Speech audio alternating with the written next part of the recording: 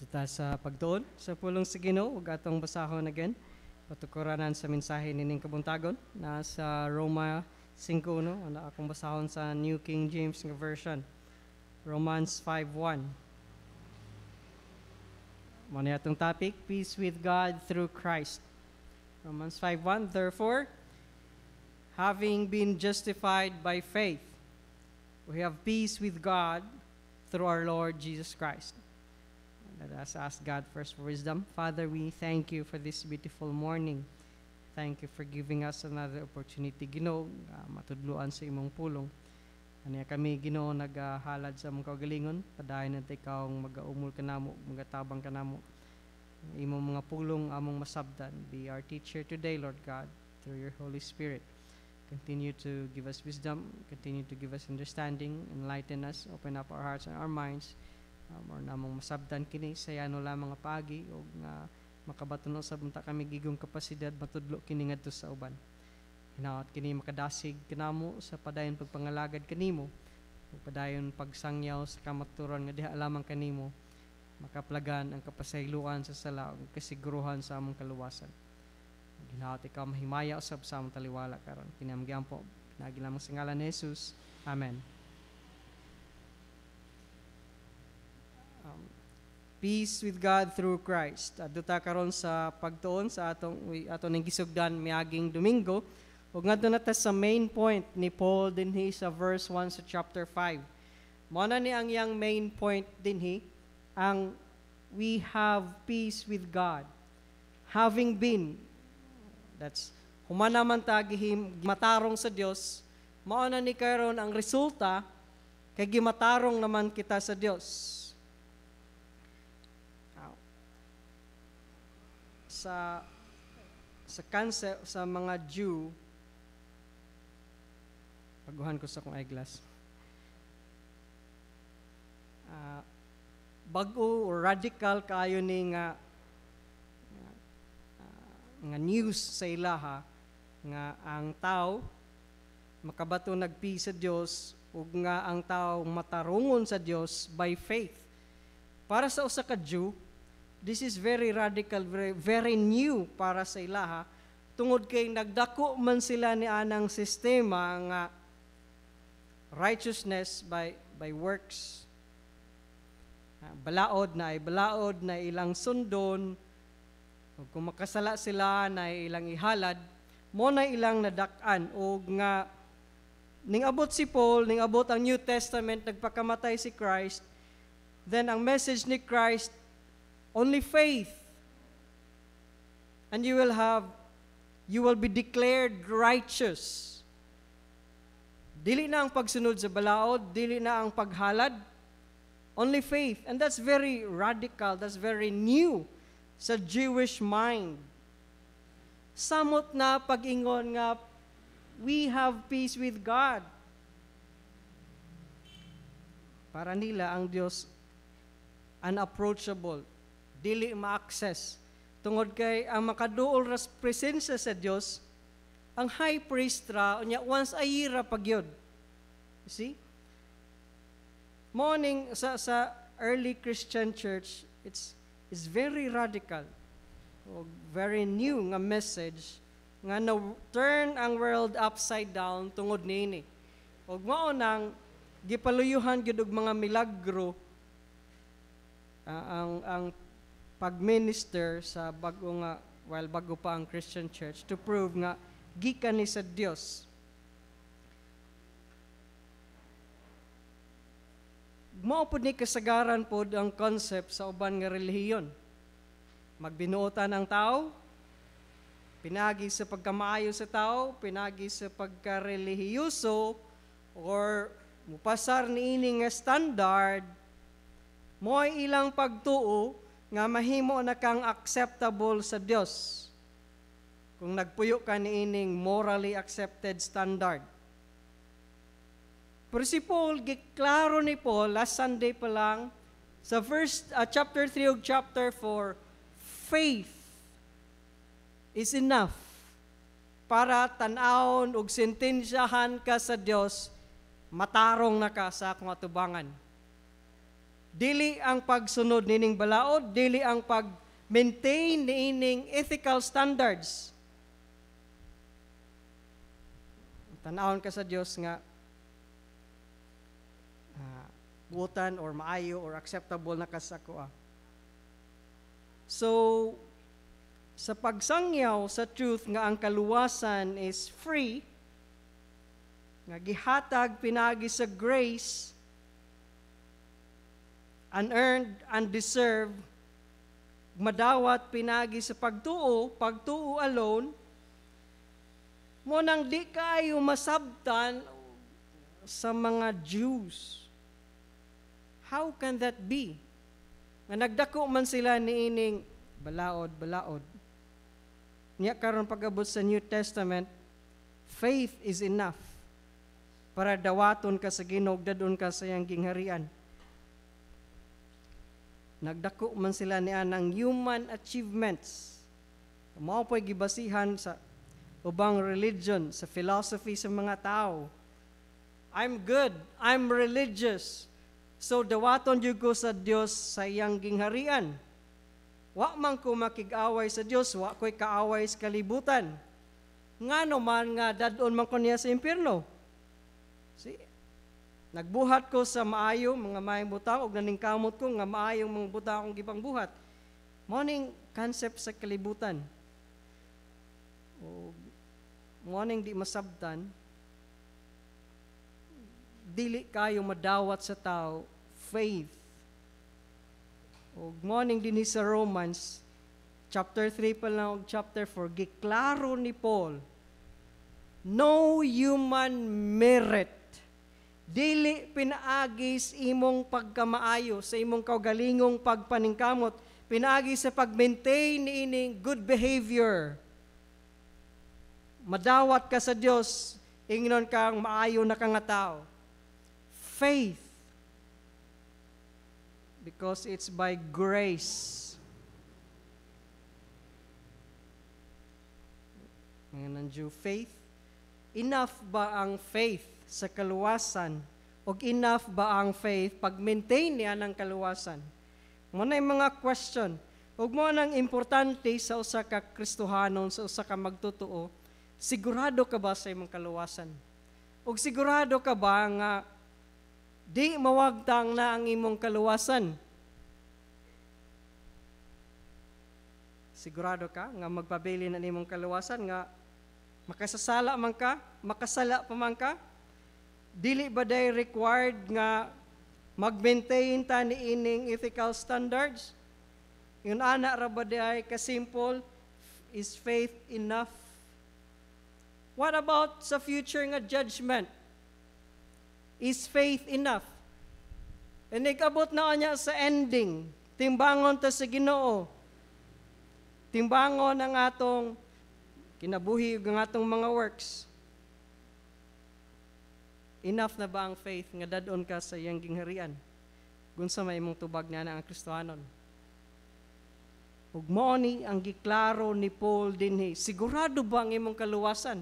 Sigurado kang magpabili na sa imuha? Kinsa may klarong makatubag ni ana? Kamo makatubag ba mo ni ana ang siguradong di mawagtang inyong kaluwasan? Makasala pa man mo.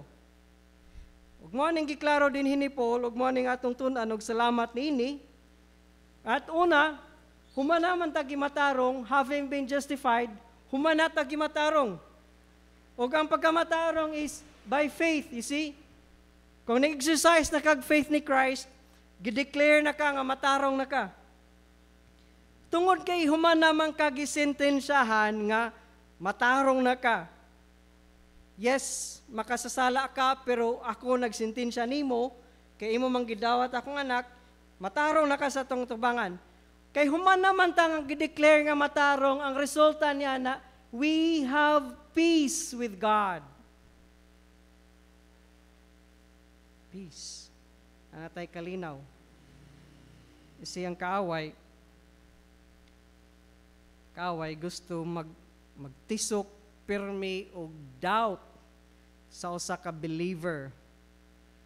Gusto pirmi magduda sa Dios, sa gipanulti sa Dios, sa pulong sa Dios, sa imong status at tubangan sa Dios. Mao nang sa armor of sa usa ka believer, ang armor ang gihatag diha sa Ephesians ba to? Helmet of salvation sa Ephesians 8. Put on your helmet of salvation. Sigurado permi nga protected ang imong nga klaro sa imuha nga luwas na ka tungod kay ang kaaway pirmi magtisok og doubt. You are already saved and you are secure. You already have peace with God. Human ka gimatarong na kay peace. Og dili na mausab ang imong pagkabaton ni ana nga peace. Og ang peace din nga gihisgutan is a relational peace. Dili na ang kalinaw sa hunahuna. Human ka gimatarong tin-aw na ang imong hunahuna, kalma na, dili na gubot. No, it's a relational peace. Dili na ang Dios makig-away ug wa na makig-away nimo. Ug mo nang it's implied before ang tao nakaila og ning ila ni Kristo ning dawat ni Kristo, kaaway siya sa Dios. Bisan pag ang tao ningon wa man ko makigubat sa Dios. Wa man ko makig-away sa Dios, wa man ko makigbatok sa Dios. I tried to live my life good. Tabang ko sa mga nanginahanglan. Relihiyoso ko. So I'm sure nga dawaton jud ko sa Dios. Wa masabti sa tao. Anyone nga wala diha sa Dios, wala madugtong sa Dios, kaaway sa Dios. Tanang makasasala, kaaway sa Dios. We'll quote verses later on. See? Giklaro gyud ni Paul.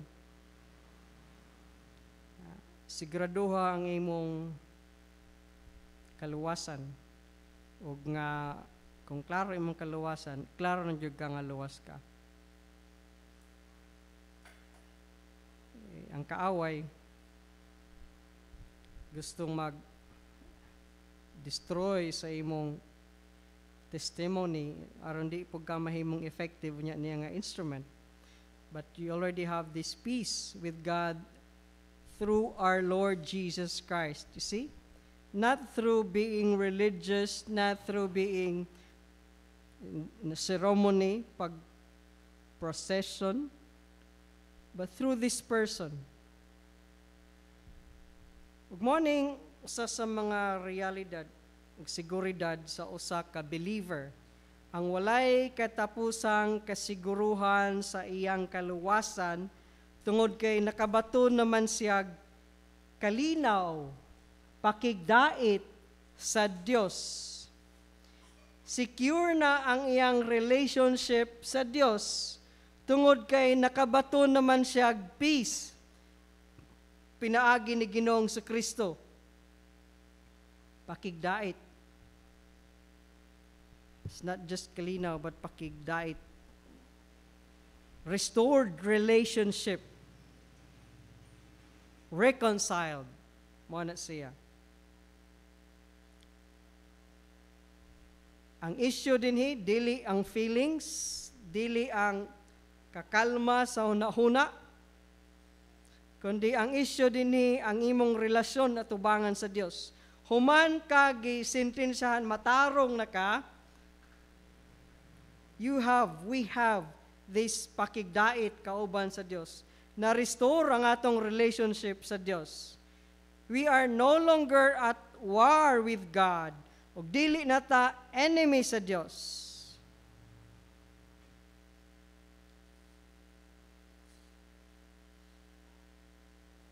Ang issue dinhi, wa masabti sa tao. Yes, wa man tingali ka makigbatok sa Dios.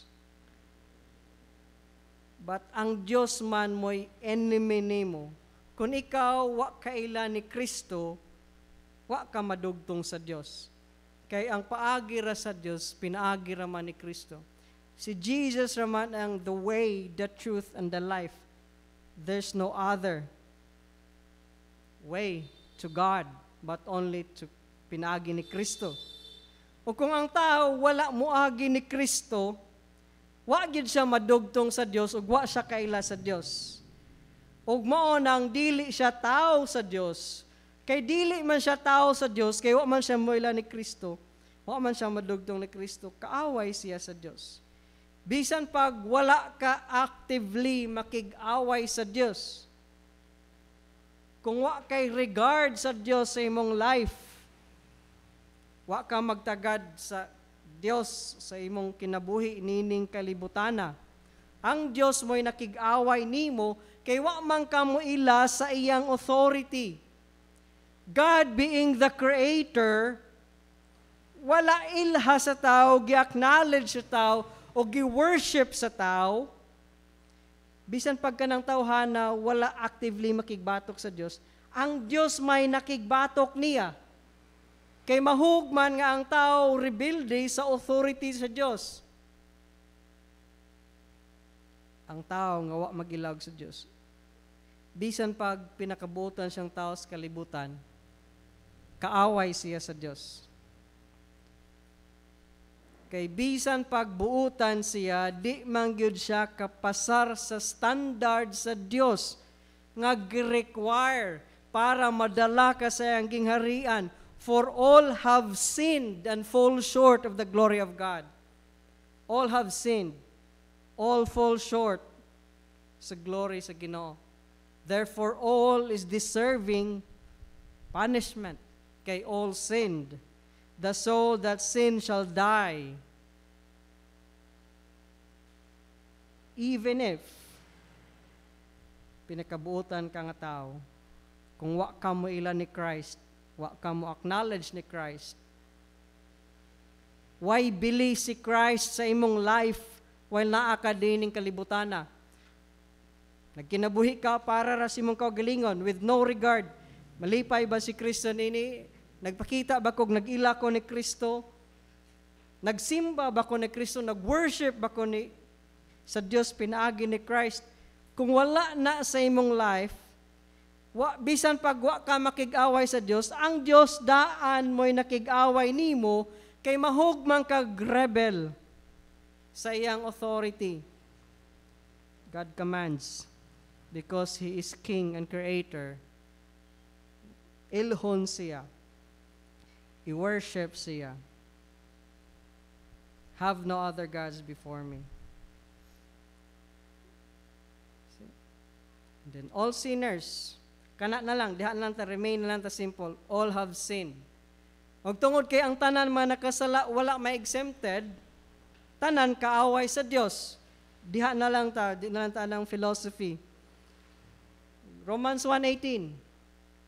For the wrath of God is revealed from heaven against all ungodliness and unrighteousness of men who suppress the truth in unrighteousness. God is angry sa tanang ungodliness and unrighteousness. Unya kay tanan man ungodly, tanan man unrighteous before a holy God. See? Dili man tingali ang tao, wala man tingali ang tao na suko sa Dios. Pero ang Dios nasuko sa tanang makasasala. Nya kay ang tanan makasasala man, there's a problem sa humanity. Bisan pag ang tao wala masuko sa Dios, ang Dios may nasuko sa tanang makasasala. Ay, problema. Thank God sa iyang grace. By faith, we can have peace with God. That's grace. Peace with God through Jesus Christ. Giklaro ni Paul, chapter 3, chapter 4, chapter 5. It's not religiosity, not because royal blood ka, Jewish blood ka, bloodline nimo, or imong ginikanan, mga Kristohanon, no? Dili ceremony, dili ritual. This person, through Jesus Christ. Ephesians 5:6, let no one deceive you with empty words, for because of these things the wrath of God comes upon the sons of disobedience. The wrath of God comes upon the sons of disobedience. See? Ang Diyos mo'y suko niya ng mga sinupakon. Bisan pag ikaw masuko sa Diyos, pero ang Diyos may nasuko niya ng ning supak niya sa iyang authority, sa iyang command, sa iyang standard. Kaya wa may kapasar siyang standard, nasuko siya sa tanang wa kapasar o di kapasar siyang standard. Unless you exercise faith in Christ. And that's why it's grace. Maunang grace. We don't deserve it. But if you will accept Christ, God will be so gracious to forgive you o reconcile. Mingo ng Diyos, at peace na ta because you accepted my Son. Nga man, tungod kay na-satisfy naman ang Father sa sacrifice sa Son. Sa gibuhat sa anak dito sa cross, dito gibubo ang kapungot sa Dios sa sala. O dito nag-antos si Kristo sa konsekwensya sa sala nga iyang gibitbit para kanato. Siya ang nagpasan sa atong silot sa sala. Siya ang nagpakamatay. And God was satisfied sa gibuhat ni Christ. Maunang ang tao nga mutug mo dawat sa gibuhat ni Christ. I'm satisfied sa gibuhat sa akong anak. Tungod kay imong gidawat ang akong anak, I will also accept you. We are now at peace. Dili na ka tanaw na ako as kaaway. We have peace with God.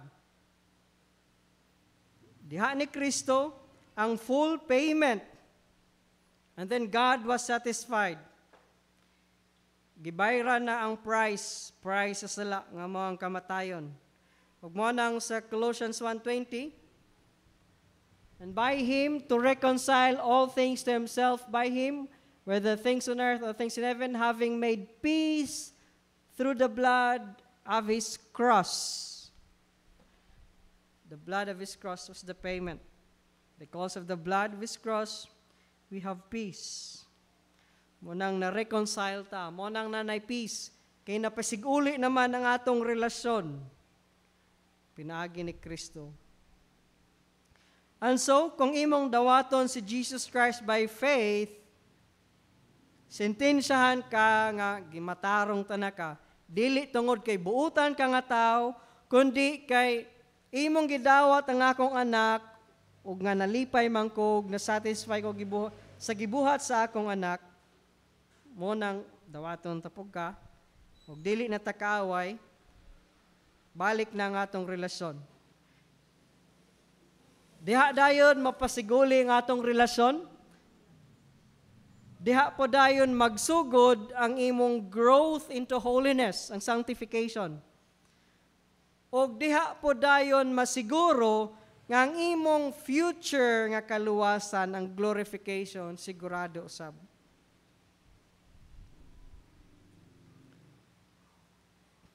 Diha magsugod ang kasiguruhan sa imong ugma sa panahon nga imong exercise kag faith ni Jesus Christ. Start dayon diha ang work sa Dios.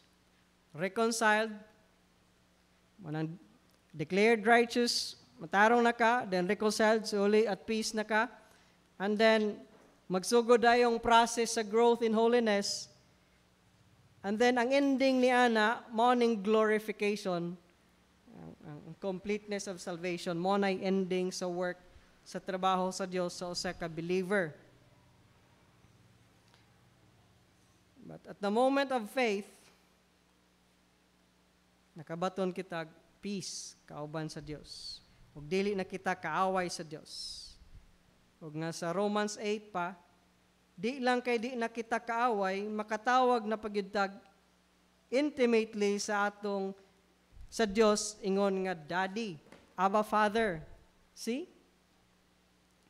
For you did not receive the spirit of bondage again to fear, but you received the spirit of adoption by whom we cry out, Abba Father. Gi-accept ta sa Dios dili lang dawatan niya, gitagaan pagyudtag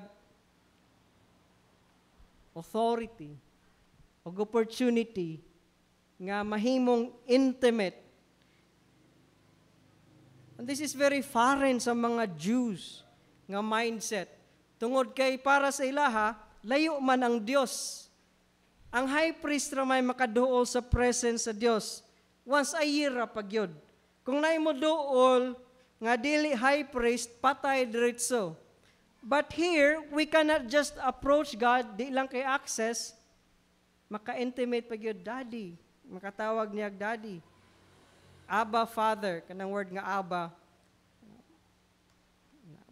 Sa ato pa nga panahon karon marag Daddy. Reconciled. Mo nang gitagaan po ta ni anang ministry of reconciliation. Na-reconcile naman ta sa Dios, gisugo po ta sa Dios nga you now have this ministry of reconciliation. Preach the gospel so that people will be reconciled to God. All things are of God who has reconciled us to himself through Jesus Christ and has given us the ministry of reconciliation. Ministry of reconciliation, it means preach the gospel. Mao nay ministry of reconciliation. Tell the people, be reconciled to God. Pinaagi ni Jesus Christ.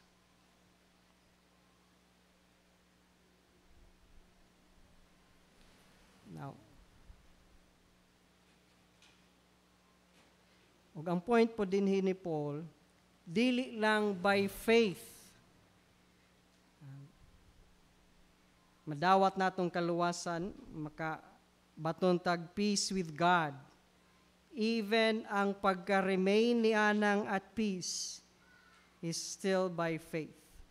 Ug maning gusto itudlo din ni Paul.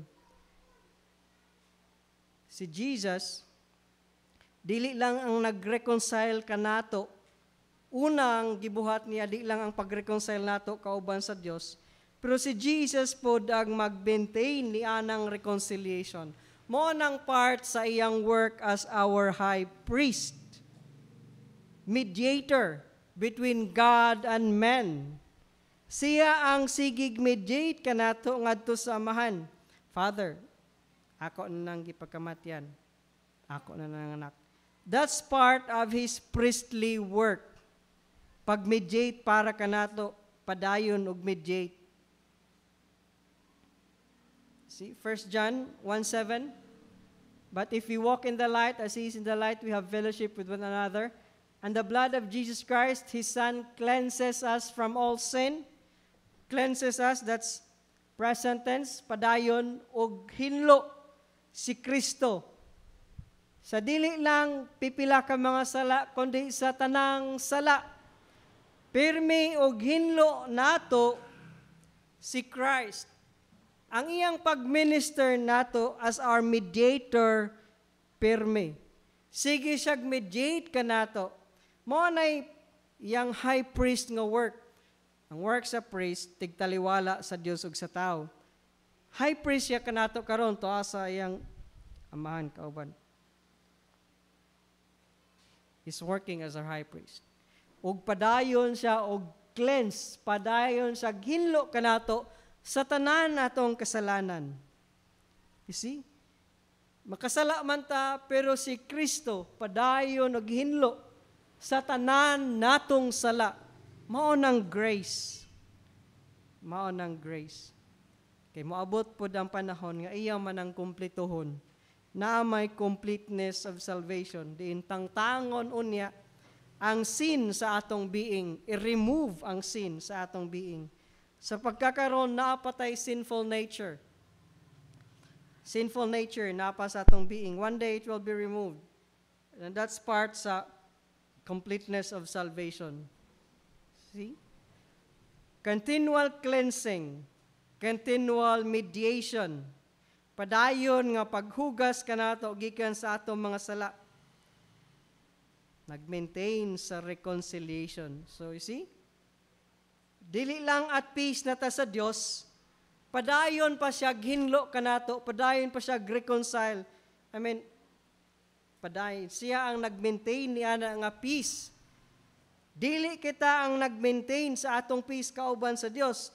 Work ni Christ ang pag-maintain niya nga peace by being our mediator, tigpataliwala, by being our abogado, atubangan sa Dios.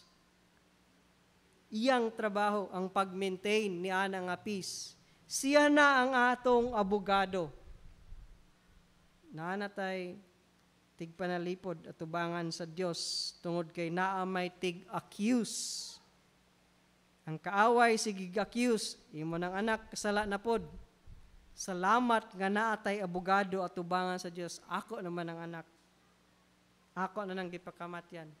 Padayon siya ginlo kanato. Siya ang nagpadayon og maintain niya na nga relationship nga at peace kita sa Dios.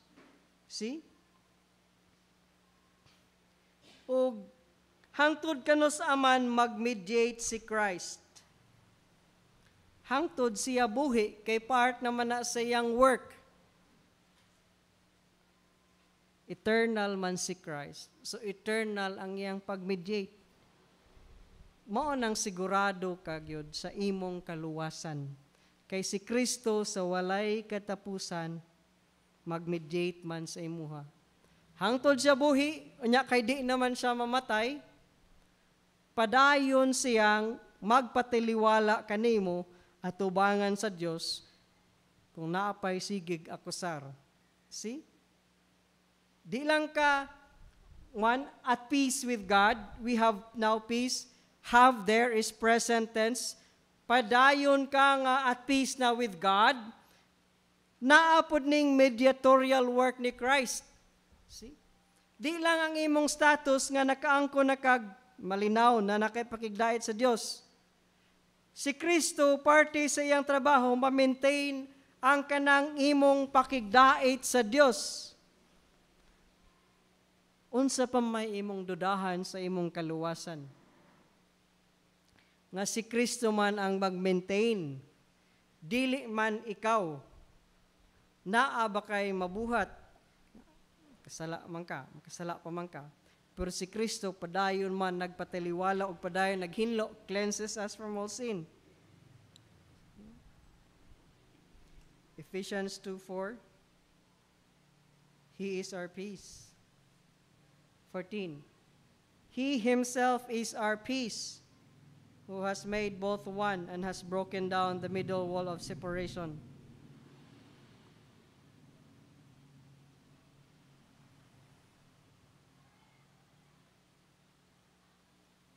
He is our peace.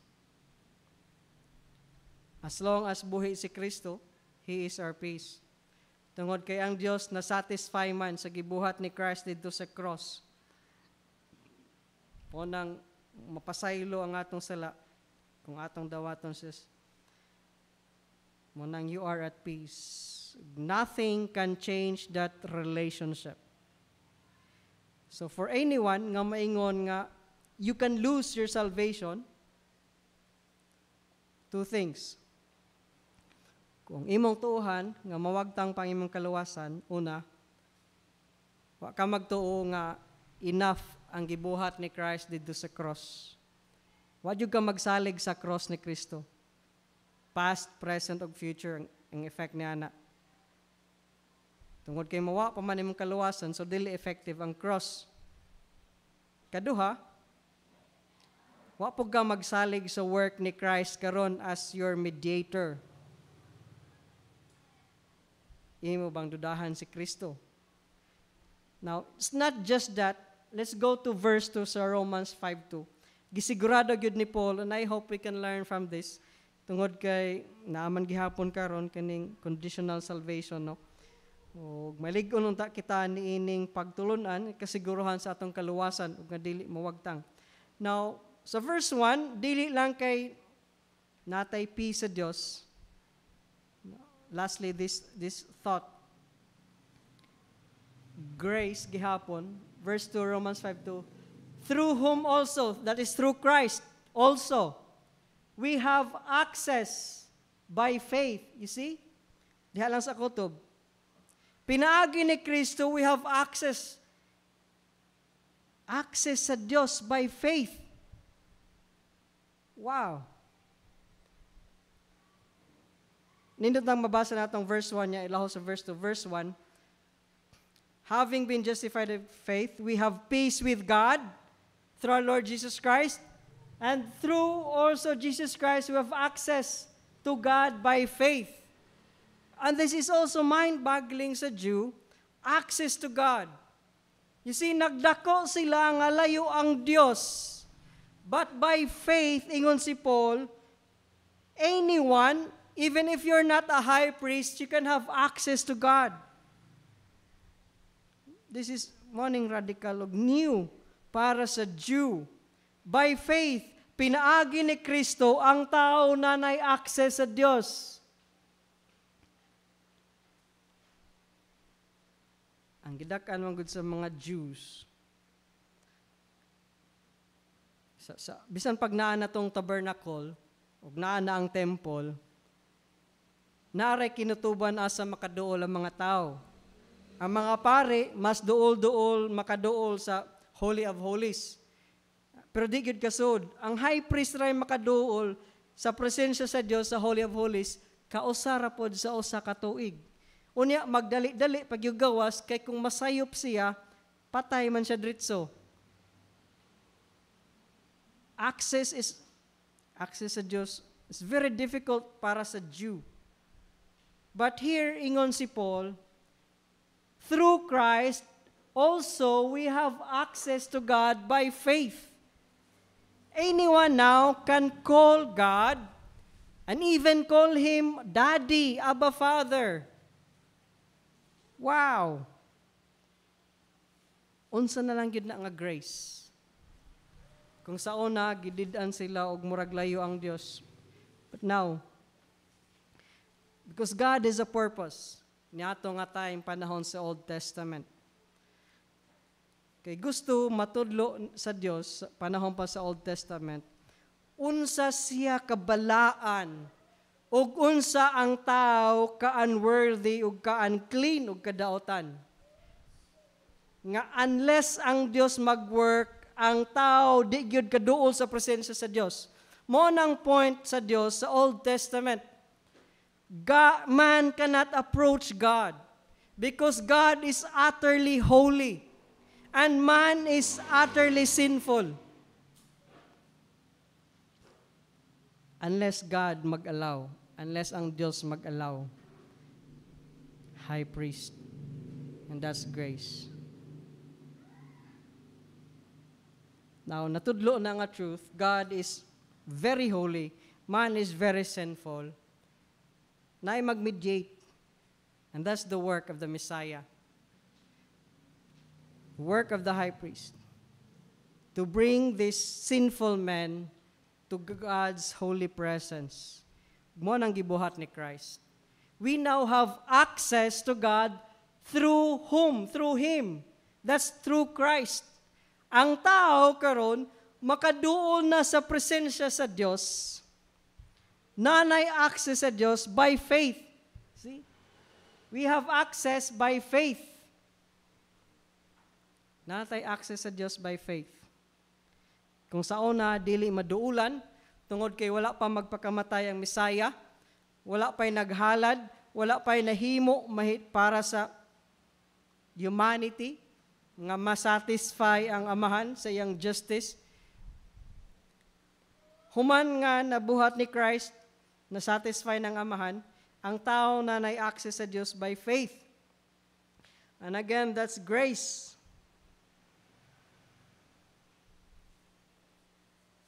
Mga bitang pagkamatay ni Christ, nagisi ang tabil,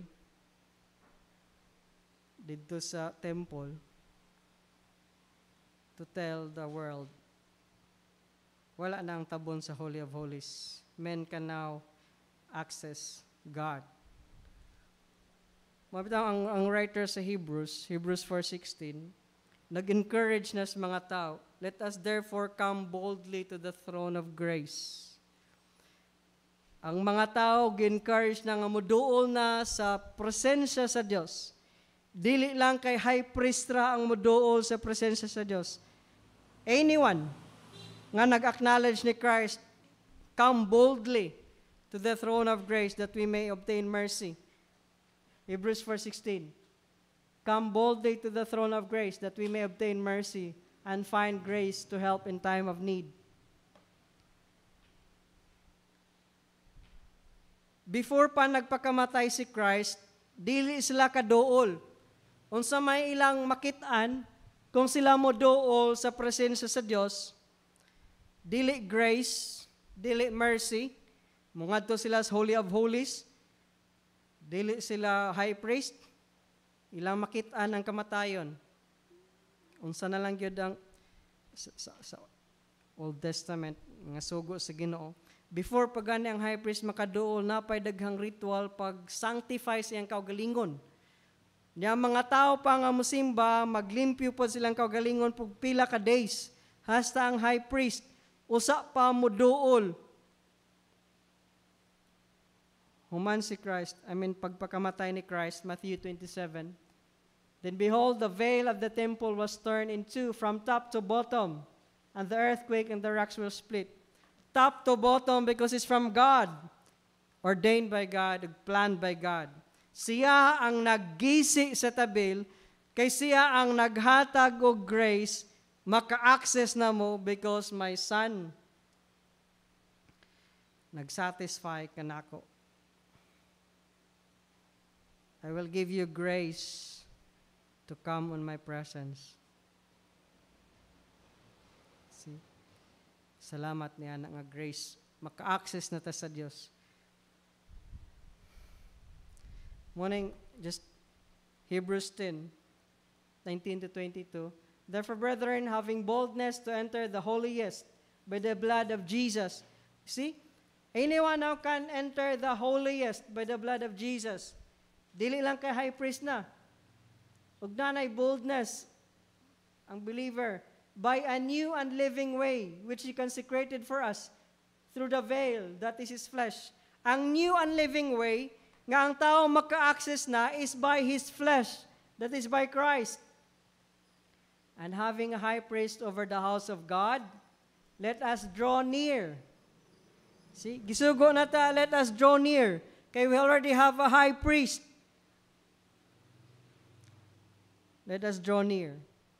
Sa una, dili wala ginang word, let us draw near sa presensya sa Dios. Ang high priest ra gyud niya. Kulbaan pa ginang high priest, masayop siya. Kay instant death, it means instant death. But now we have access. And it's not just access, we can even call Him Abba, Father. Labihan ang grace ang gipakita sa Ginoo. Let's continue verse 2, Romans. Through whom also we have access by faith into this grace in which we stand. We are standing on grace. See? Kung moabot sa presensya sa Dios, we are standing tungod kay gitagaan ta grace, nakastand ta sa iyang atubangan, nakaduol ta sa iyang presence because of His grace. And that's grace. We don't deserve it. We are sinners, but we can stand. And we are standing in this grace. See? Nagpabilin. It's a perfect tense. Kanang word nga stand there. But pasabot, na-process before nga ning culminate kining event nga nagstand ta, then ang result ni ana is nagpabilin ang result. Nagpabilin ta nga nagstand in grace. Sa man ang grace, di ba? Undeserved favor. Mo na ang grace. Dili nato deserving nga pabor nga gihatag. Not because we are good, not because we are righteous, but solely because of His love. Iya ra gyud tanan tungod kay nasatisfy siya sa sacrifice sa iyang anak. Ang kaluwasan nato is by grace. Wa tay ato nga gibuhat para kita maluwas, kundi iya gyud tanan. And then sa dihang moabot ta sa iyang presensya, we stand in grace. He gives us what we don't deserve. Natay access, and then nagpabilin ta nga nagbarog siyang atubangan, makaduol siyang presensya. Grace. We stand in this grace. Maoning dili matarog ang imong kaluwasan tungod kay we're standing in this grace. Ang grace mo work lang kung ikaw ning fail. You see? Kumain ka nga, kasala man ko, dili man ko qualified. Mao bitang grace kay dili ka qualified. Mao bitang ning work ang grace kay ning abot kas presensya sa Dios. Makaadto ka sa iyang presence, makastand ka nga unqualified. That is why it's called grace. And thank God for that grace. Dili sa atong kaugalingong paningkamot. Wa tay mabuhat. Para matangtang tas ni ana nga grace. Kay siya man ang nag-maintain ni ana og iya man ang grace. He allowed us nga makaduol sa iyang balaang presensya. Napuno gyud sa grasya sa Ginoo. Padayon nga pagbarog sa iyang grasya. Grace, maoning nag-forgive, maoning nagluwas, maoning nagpabilin kanato nga nagbarog ug nagpadayon diha sa grace. Salamat sa Ginoo niining dako nga grasya gyud nga atong nadawat. Mo nang ayaw nagdudahi nga mowa pang imong kaluwasan.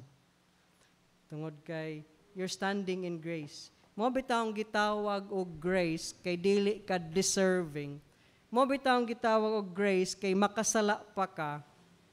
Yet God allowed you nga dawaton ta ka because that's grace ug pinaagi na siya mag-glorify. Salamat sa Ginoo niana. Wa tay gibuhat para madala ta sa iyang presensya, para maalaw ta sa iyang presence. Why gikan nato para makaalaw ta sa atong kaugalingon nga Ginoo dadadyo go sa imong gingharian.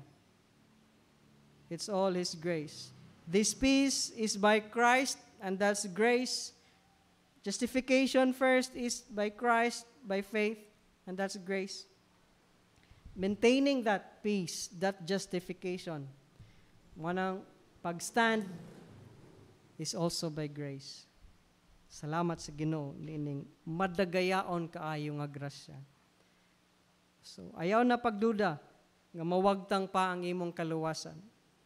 Kay kung magduda pa ka nga mawagtang ang imong kaluwasan, nag-doubt ka sa Dios. Dios mausab day ang imong desisyon nga at peace na ka. You're questioning God. Then nag-doubt ka ni Christ. Christ, your cross is not enough. And your mediatorial work as a high priest is not enough.